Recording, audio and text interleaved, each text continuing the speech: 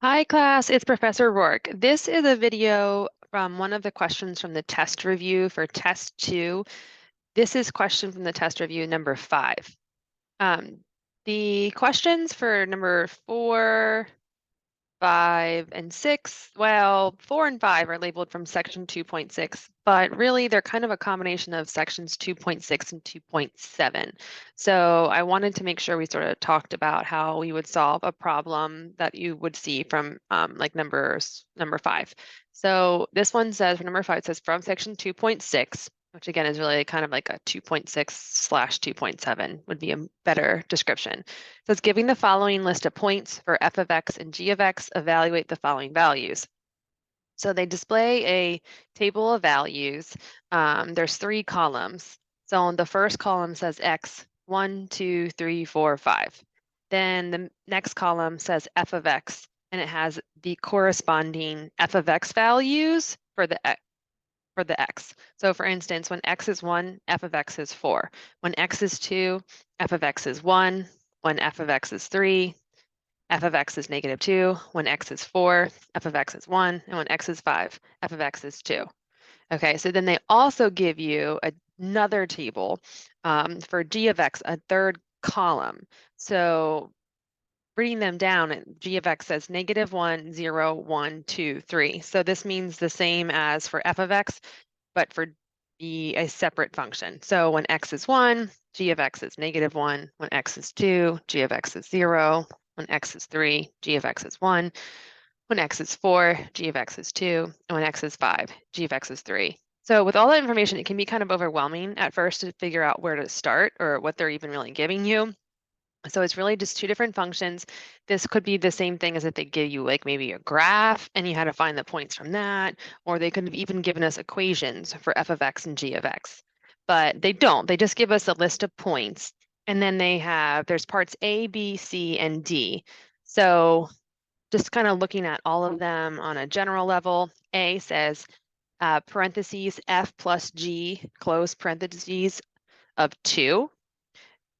Part B says FG together, 4. C says F, and there's a little open circle, G of 5, and D has G, little open circle, F of 1. So each of those can be also kind of hard to know what they're looking for. The first one, for the most part, I think everyone kind of understands that if we have F plus G of 2, what I would always recommend you do is just rewrite this as F of 2 plus G of 2. So if we rewrite this as f of 2 plus g of 2, it is easier to recognize like, oh, okay, f of 2, that is asking me to find the output value in the f of x column when x is 2.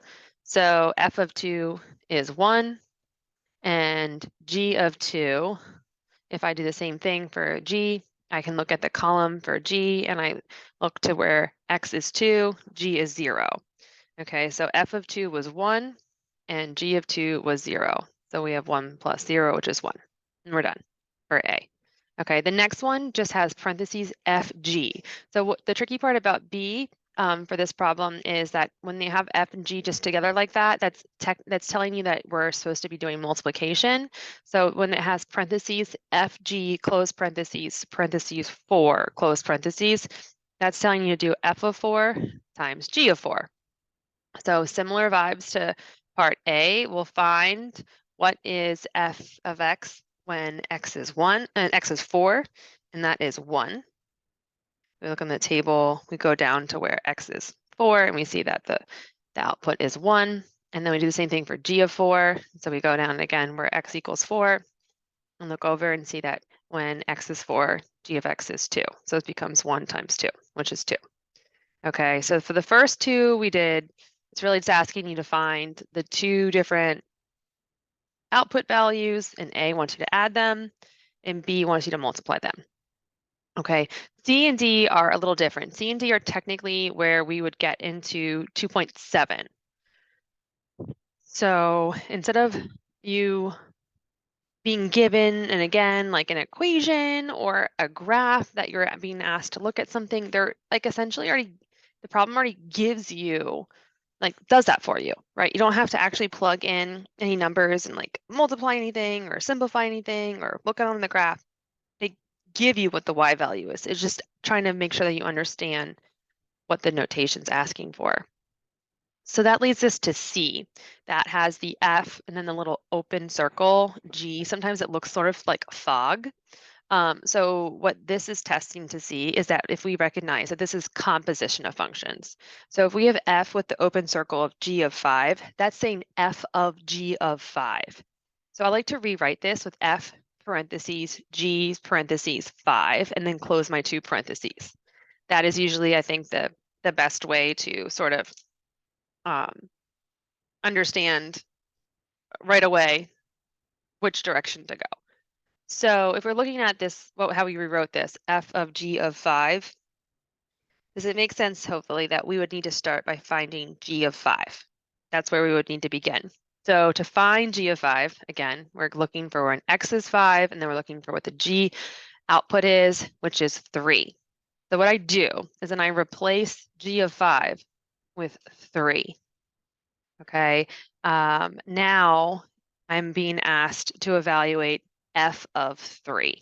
So now I go to where the X value is 3, and I look for the output in F of X, and it's -2. So the composition ones are definitely not the hardest thing in the world. Again, we're not being asked to multiply or divide or do anything besides look at the table of values. It's just hard to remember sometimes like where to start. So again, when it has composition, first we look at the first X value from like the inside. Okay, so we found G of 5 was 3. Now the 3 becomes the X value that we look for F of X. D is G of F of 1. So you might notice, like if you compare the two, C was F of G of 5. This is now the reverse order, G of F of 1. Okay, so I'm going to go ahead and rewrite this as G parentheses F parentheses 1 and close the parentheses. So for this one, now we're going to start with F of 1. Okay, so we look for where the X value is 1, and we look to see what F of X is, it's 4. So I can replace F of 1 with 4. 4 turns from the output in F of X to, that's now the X value in G of X. So now I look to find where X is 4 on my table. I see it, G of 4 is 2. So now we'll go ahead and say this is 2. Okay, so I hope this helped a little bit to explain what was going on with number 5. Again, in theory, that is the same kind of question that you were asked to do in number 4. It's just that in number 4, you were given actual function equations, right? Where you actually had to do some subtracting and simplifying, and for B, multiplying. And so you had to compose with the x's and simplify from there. 5, in theory, like they already do that for you. They already plug the numbers in. It's just a matter of being able to understand what the notation is asking you to do. So keep me posted if you have any questions. This was, again, number 5 from the test review, and I will talk to you all soon. Thanks.